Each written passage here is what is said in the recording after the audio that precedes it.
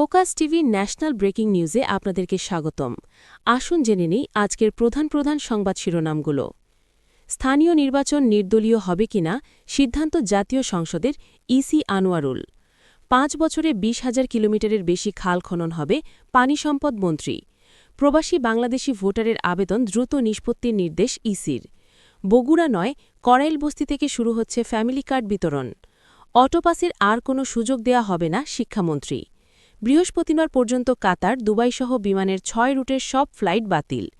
পরীক্ষা কেন্দ্রের টয়লেটের নকল পাওয়া গেলে কেন্দ্র কর্তৃপক্ষ দায়ী, শিক্ষামন্ত্রী।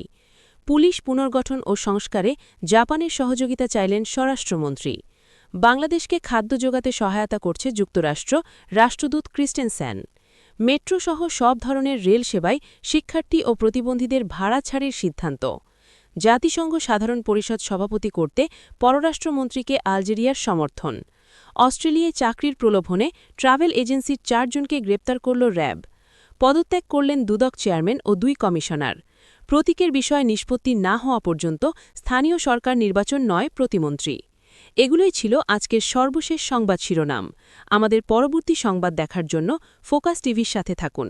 ধন্যবাদ।